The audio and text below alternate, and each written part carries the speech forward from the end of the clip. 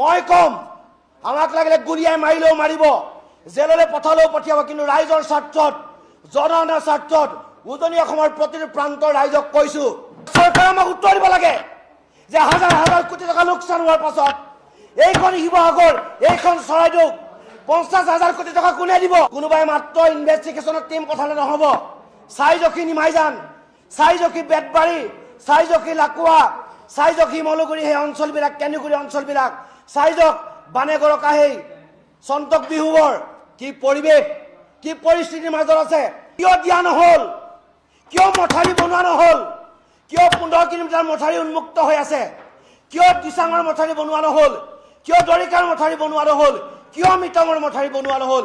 ইয়াৰ প্ৰশ্ন উত্তৰ আমাক লাগিব। যদিও চৰকাৰী তথ্য মতে মৃতকৰ সংখ্যা দেখুওৱা হৈছে প্ৰায় 72 জন, তথাপিতো আমি জনাত 2খন জিলাৰ প্ৰায় 200ৰো ওপৰত মৃতদেহ এই মুহূৰ্তত ওলাব বুলি আমি অনুমান কৰিছোঁ। ক'বলৈ দুখ লাগে, বেয়া লাগে যে চৰাইদেউ, শিৱসাগৰ আজি অৱস্থা এনেকুৱা ধৰণৰ পৰ্যায় পাইছেগৈ যে মানুহজন ঘৰলৈ ঘূৰি যোৱাৰ পাছত বহু মানুহে নিজকে কিং কৰ্তব্য বিমুখ হৈ কি কৰিব, কি নকৰিব তাক লৈ প্ৰশ্ন উদ্দেশ হৈছে। আৰু অসমৰ ৰাইজে কথাবিলাক গম পাব লাগিব যে উজনি অসমৰ যি পৰিৱেশ, সেই পৰিৱেশে সমগ্ৰ অসমৰ ৰাইজক কন্দুৱাইছে। 19 জুলাই তাৰিখে দিখৌৰ যি তাণ্ডৱ, সেই তাণ্ডৱত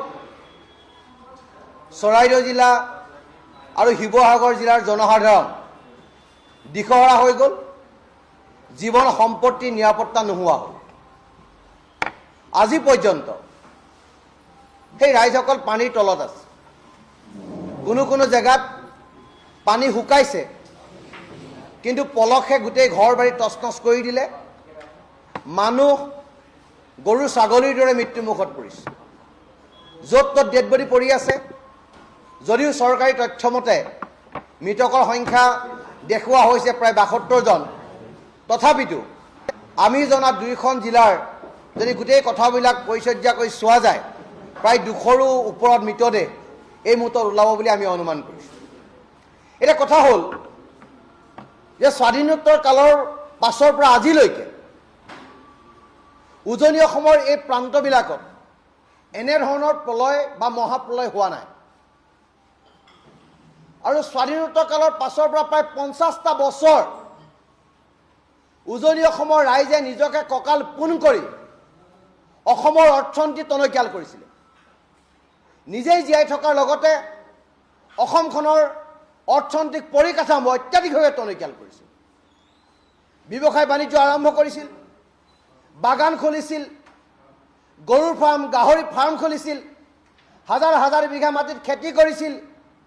কোনোবাই নাৰিকলৰ খেতি কৰিছিল, কোনোবাই অমিতাৰ খেতি কৰিছিল, কোনোবাই কলৰ খেতি কৰিছিল, কোনোবাই কুঁহিয়াৰ খেতি কৰিছিল।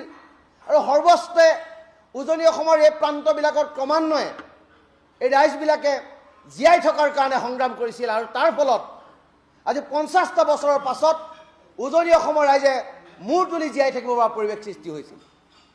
কিন্তু হঠাতে 19 জুলাই তাৰিখে যি প্ৰলয়ংকাৰী যি বান আহিল, সেই বানে উজনি অসমৰ সপোন ছাৰখাৰ কৰি দিলে। ক'বলৈ দুখ লাগে, বেয়া লাগে যে চৰাইদেউ, শিৱসাগৰ আজি অৱস্থা এনেকুৱা ধৰণৰ পৰ্যায় পাইছেগৈ যে মানুহজন ঘৰলৈ ঘূৰি যোৱাৰ পাছত বহু মানুহে নিজকে কিং কৰ্তব্য বিমুখ হৈ কি কৰিব, কি নকৰিব তাক লৈ প্ৰশ্ন উদ্দেশ হৈছে। মনস্তাত্ত্বিক পৰিৱৰ্তন হৈছে মানুহৰ। কাৰণ হাজাৰ হাজাৰ, লাখ লাখ, কোটি কোটি টকা লোকচানৰ ঘৰত গুচি গৈছে। এই মানুহবিলাকে কেনেকৈ থাকিব? এই মানুহবিলাকে কেনেকৈ ভৰপাই কৰিব? আমাৰ প্ৰশ্ন ইয়াত যে কি কাৰণত, কি ক্ষেত্ৰত ইমান মহাপ্ৰলয় উজনি অসমৰ এই জিলা দুখনত হ'ল? বৰষুণটো আগতেও হয়, পাহাৰত ধাৰাসাৰ বৰষুণ হয়। দিশত আমি সৰুৰ পৰা দেখি আহিছোঁ যে দিখৌ পানী বুলি ক'লে এদিন এৰাতি, কিন্তু দিখৌ পানী বাঢ়িয়ে থাকিল, বাঢ়িয়ে থাকিল, দৰিকাৰ পানী বাঢ়িয়ে থাকিল, মৃতকৰ পানী বাঢ়িয়ে থাকিল, দিচাঙৰ পানী বাঢ়িয়ে থাকিল, গোটেই মানুহক তছনছ কৰি দিলে। আৰু আজিও বেতবাৰী, চৰাইদেউ এই অঞ্চলৰ মানুহে পানীত ককবকাই আছে। পাণবেচা অঞ্চলৰ মানুহে পানীত ককবকাই আছে। জকাইচুকৰ মৌজাৰ মানুহে পানীত ককবকাই আছে। কিয়? লাকুৱাৰ তছনছ হৈ গুচি গৈছে। লাকুৱাৰ সম্ভ্ৰান্ত মানুহৰ চিন চাপ হৈ গ'ল, কিয় হ'ল, কি কাৰণে হ'ল? তাক আমাক প্ৰশ্ন তাৰ উত্তৰ লাগিব যে চৰকাৰ গাফিলতি ক'ত, যে চৰকাৰ গাফিলতি তাত যে 100 কিলোমিটাৰ দিশৰ দৈৰ্ঘ্য, 100 কিলোমিটাৰ দিশৰ দৈৰ্ঘ্যত 15 কিলোমিটাৰ কিয় বান্ধ নাই, কিয় মথাৰি আজিলৈকে বনোৱা নহ'ল, কিয় 1950 চনৰ বা 60 চনলৈকে বনোৱা এই মথাৰিবিলাক আজিলৈকে ওখ কৰা নহ'ল, কিয় মথাৰিবিলাকৰ বহন ক্ষমতা অত্যাধিক কৰা নহ'ল, কিয় ৰিং বান্ধত কোটি কোটি টকা খৰচ কৰা নহ'ল? এই প্ৰশ্নবিলাকৰ উত্তৰ লাগিব।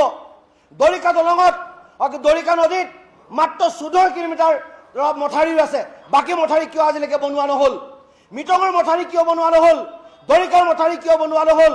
দিচাঙৰ মথাৰি কিয় বনোৱা নহ'ল? এই কথা উত্তৰবিলাক উত্তৰ চৰকাৰে আমাক দিব লাগিব। যদি চৰকাৰে সময় থাকোঁতে এই কামবিলাক কৰিলে হয়, তেতিয়াহ'লে উজনি অসমৰ এই জিলা দুখনৰ এনেকুৱা হাৰ ভাগি যোৱা পৰিৱেশ সৃষ্টি নহ'ল হয়। এতিয়া চৰকাৰে আমাক উত্তৰ দিব লাগে যে হাজাৰ হাজাৰ কোটি টকা লোকচান হোৱাৰ পাছত এইখন শিৱসাগৰ, এইখন চৰাইদেউ 50,000 কোটি টকা কোনে দিব? এই পৰিৱেশক কোনে উদ্ধাৰ কৰিব? সেই কথা অসম চৰকাৰে আমাক জনাব লাগিব, সেই কথা চৰকাৰে আমাক বুজাব লাগিব।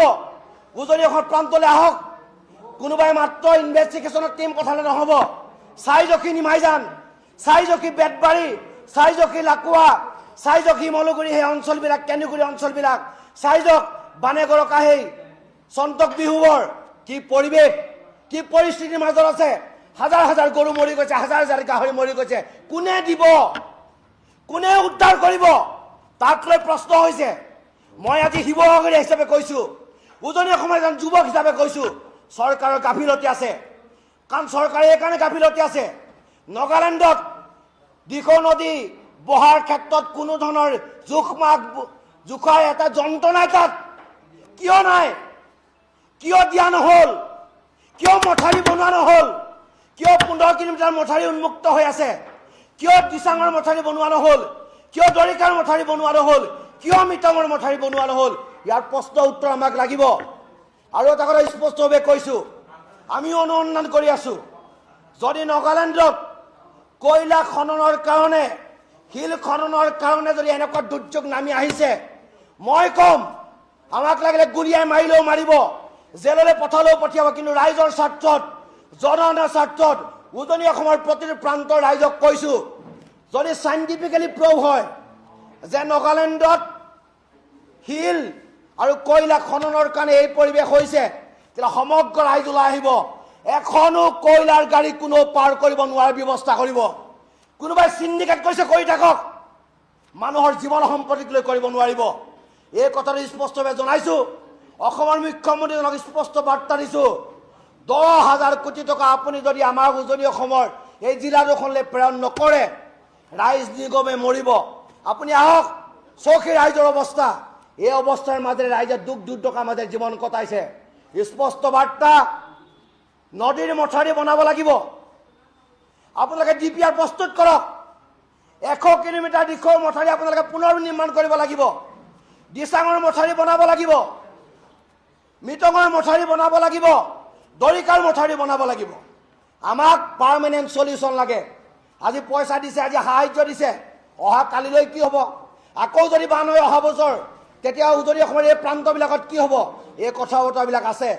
গতিকে সেইকাৰণে কৈছোঁ, ক্ষোভেৰে কৈছোঁ, আক্ষেপেৰে কৈছোঁ, কাৰণ দুখ আছে, আমি দেখিছোঁ ৰাইজৰ বেদনা। গতিকে সেইকাৰণে কৈছোঁ যে স্পষ্ট বাৰ্তা, যদি কিবা কাৰণত আমি গম পাওঁ যে এই কামবিলাক চৰকাৰে নাই কৰা, তেতিয়া পৰিৱেশ বেলেগ কৰি দিম। আমি জীয়াই থাকিব লাগিব আমি। আৰু কয়লা শিলৰ খননৰ কাৰণে যদি এই ধৰণৰ দুৰ্যোগ নামি আহিছে, তেতিয়াহ'লে উজনি অসমৰ পৰা এখনো গাড়ী পাৰ হ'বলৈ আমি নিদিওঁ। কাৰণ কয়লা খানি দিবলৈ আমি কেতিয়াও নিদিওঁ।